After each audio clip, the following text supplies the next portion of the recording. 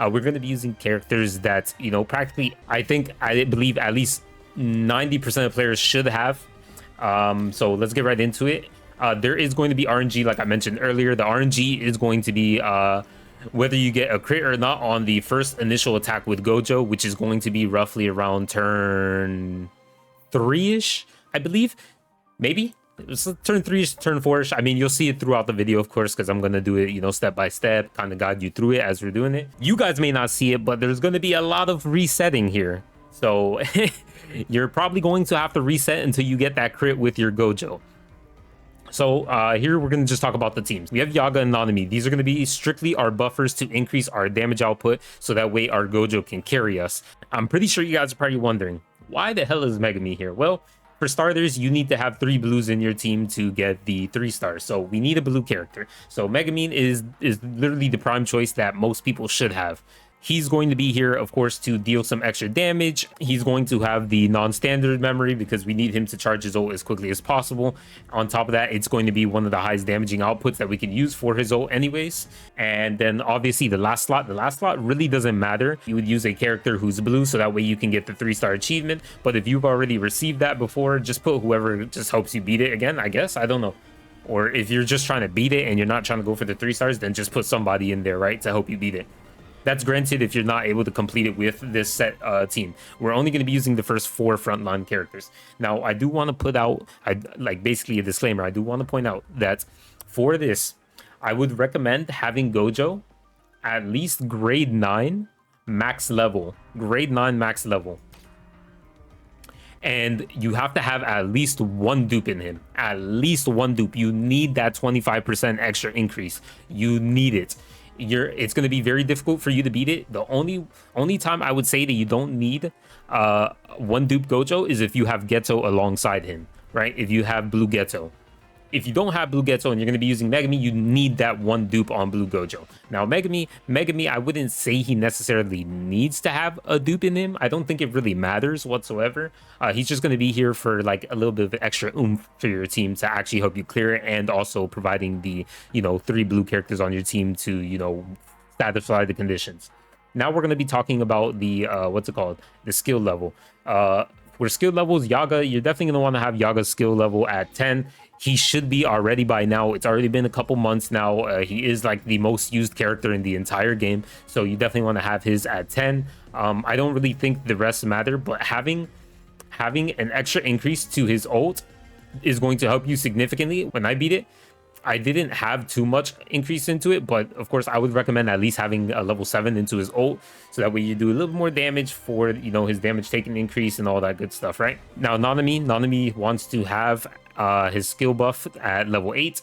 His ult doesn't necessarily need to be at 7 or anything, but the extra damage does help you get through the fight. So if you can upgrade it even a tiny bit, it doesn't have to be complete invested to like level 7 or level 10 or anything, but just upgrade it a little bit, because we are going to be using it on phase 2. Gojo, I would recommend for Gojo having at least level 9 across the board, minus his skill 2. Like his skill 2 we're not going to be using in this fight. Like I said, I've already tested this on an account that already has only limit break 1 Gojo, and I was able to complete it. So anyways, without further ado, let's actually get into the fight, because I've been yapping way too much.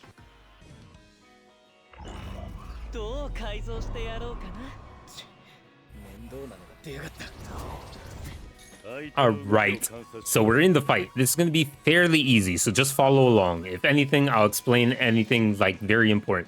So the first turn, we're not going to do anything crazy. We're going to use the memory of Yaga straight away. We're going to use the skill 1 of both him and Nanami. We're going to use Pride straight away so we could get the buff, and then of course we're going to start buffing with him. Then here we're going to just use skill 1 with Megami.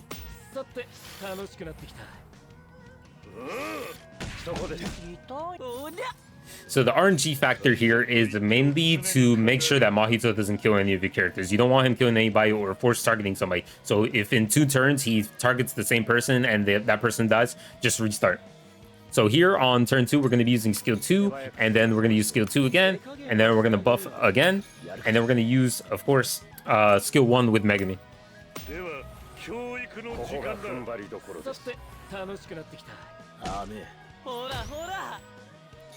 All right, so turn 3 is going to be one of the big major hurdles that we got to get over, which is of course the RNG, right? So the RNG is going to be very tedious.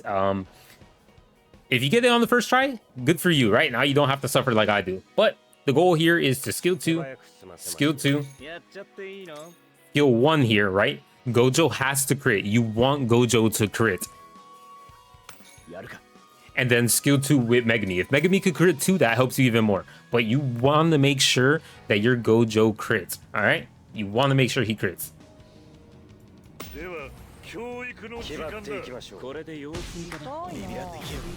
All right, so he didn't crit here, so I'm going to, of course, reset until we get the perfect scenario. So I'll be right back with you.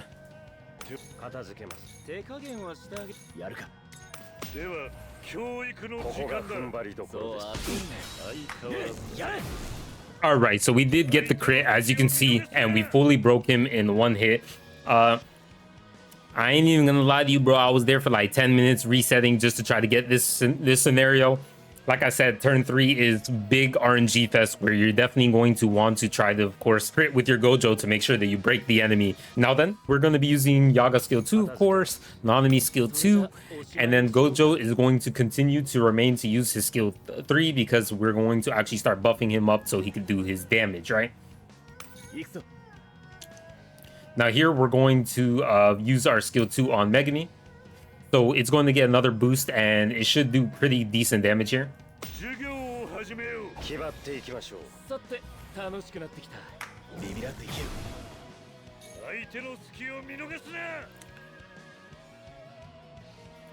Yaga skill 2, Nanami skill 2, Gojo skill 3, and then Megami skill 2. This should be enough to relatively kill the enemy. I'm pretty sure. You could even use, of course, the memory 2 on Yaga since it's already back, and this should get him fully charged.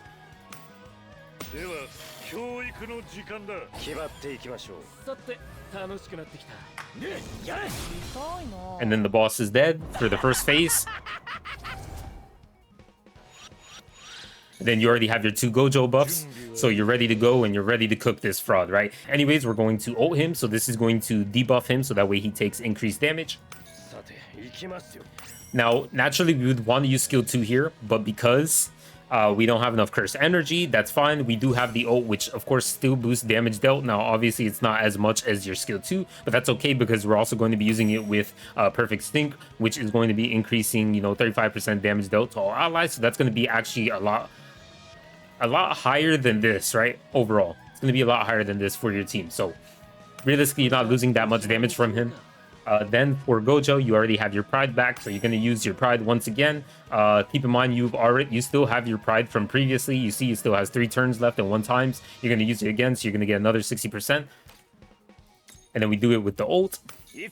And now, of course, in some cases, I would even say put Megami in front, but I don't think it really matters in the grand scheme of things, because Gojo will be the one ultimately breaking the boss entirely, and then Megami will, benefit off of the fact of that, right? So yeah, we're just going to use non-standard. Hold up, gotta make sure that we're targeting the right people here.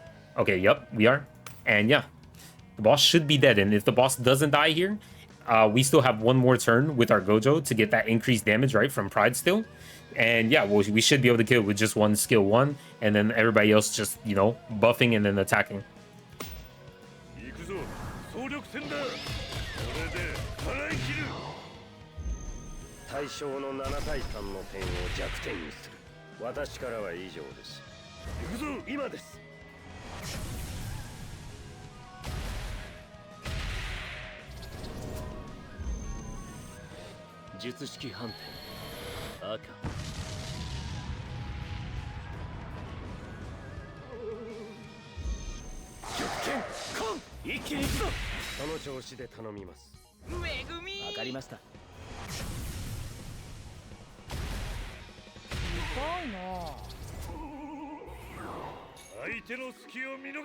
And as you can see, we still have our last turn with Gojo, which this should be ultimate victory at this point with all the debuffs that the enemy has and then all the buffs that we have. Obviously, we did lose like a buff from Yaga, but that's fine.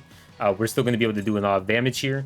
it should be enough relatively to kill him anyways. So we use our skill 1 on Gojo, and since our highest damaging move is probably going to be our skill 2 because we've been upgrading that one to use it very often in this fight to get stuns, utility, and then obviously do good damage, we're going to use skill 2 in this situation. Obviously I was unlucky here, as you saw. I did do damage with my Gojo. I don't know if it was a crit, I wasn't paying attention entirely, but overall he still survived with just a smidge of break gauge left. So, you know, obviously my Megami didn't do as much damage as he could have. He could have did way more, and the boss probably would have died from it, right?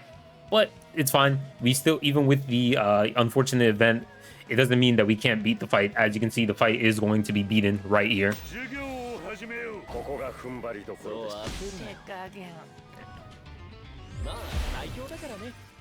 And that's it. That's how you get the 3-star, the 3, whatever you want to call it, for Mahito EX2 for the Imaginary Realm versus battle.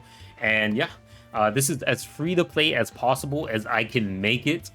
I've tried various different ways of doing it, but it's too difficult without extremely high investment that most free to play players aren't even going to have investments into. So this is as free to play as I can make it for you guys. I apologize if I can't make it any better. It's just, yeah, you're gonna need that Gojo with LB1, and you're gonna have to have Megami.